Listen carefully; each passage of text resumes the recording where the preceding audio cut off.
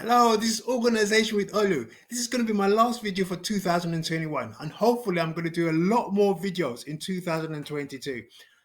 And guys, we're going to have a great 2022, okay? So hopefully you're going to enjoy the celebrations and keep safe, okay? So let's carry on with today's video. Stick around. I think you'll like what I've got for you. Hi guys, we're going to go straight into the evaluation now.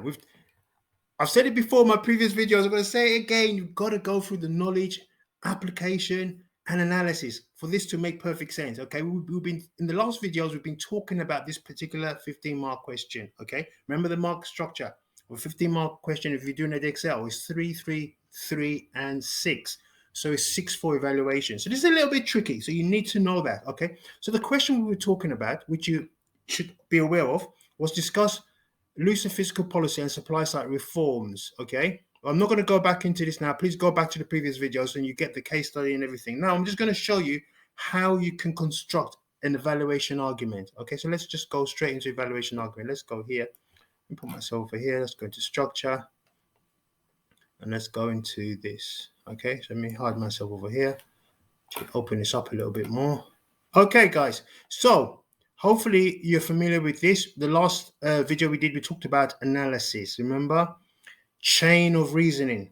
Yeah, picking a point and having a clear chain of reasoning. Now, what I've added on there, I've added on a diagram because my digital pencil wasn't working. Anyway, I got it to work and I've added the diagram there. You need to have a diagram.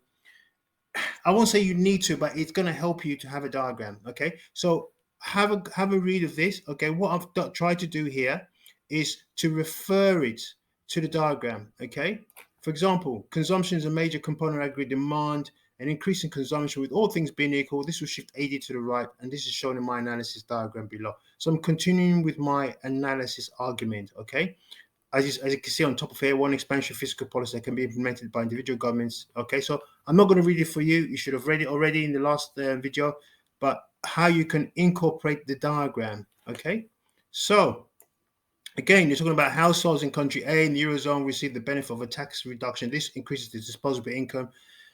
They purchase more goods and services. As a result, consumption increases. As consumption goes up, it shifts AD to AD1. AD to AD1, potentially possibly to AD2. Okay, potentially can go to AD2 through the multiplier effect. So the increased consumption will shift the AD to AD1, but potentially, remember, multiplier effect, people's income, more money's being going around the economy. People are getting one income is somebody's spending is somebody else's income, and it goes around like that. I'm not going to talk about multiplier now. Hopefully, you know that, but that potentially could move to AD2. Okay, now, and then obviously you talk about, don't forget output, real GDP, Y to Y1.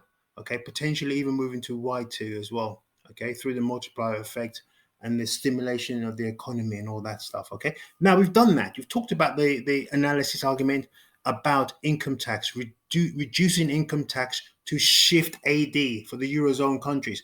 In terms of evaluation, guys, you must evaluate your analysis points. You must evaluate your analysis points. Very, very important.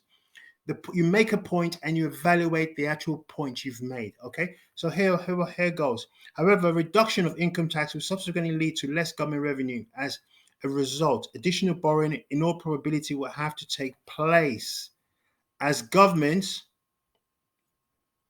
in the Eurozone still have to meet their financial obligations. This will potentially worsen the budget deficit, especially in Eurozone nations like Greece and Portugal.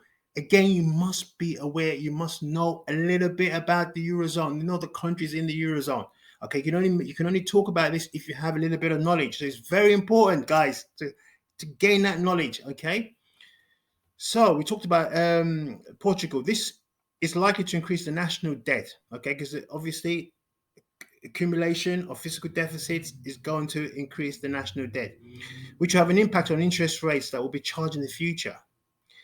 In future borrowing and future tax rates. So obviously, future tax rates may have to go up. And obviously, if you have a large deficit, then other countries will potentially charge you more interest to borrow money from them. Ultimately, this could impact countries from achieving their macro objectives. So you can see I've made my analysis point and I've evaluated it.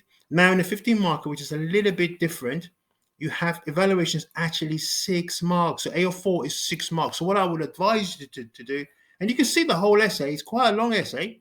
And this is why you potentially should really just stick to one analysis point for your AO3, because it's only worth 3 marks, and focus on your evaluation. Now, you need to do an extra evaluation. My extra evaluation, if you remember the case study, talked about supply side reforms, okay? A more sustainable approach for the long term would be supply side reforms, as mentioned in extract A, referring back to the case study. For example, Eurozone countries could overhaul 16 to 19 education, okay? They could focus, for example, on engineering and technology with stronger links to industry through better apprenticeship schemes. So I'm explaining what they could do as a supply side reforms. But again, bring it back to economics very quickly. All this is aimed at improving efficiency and moving the LRS outwards. This will inevitably make some of the Eurozone countries more globally competitive, which would lead to sustainable growth. This is, however,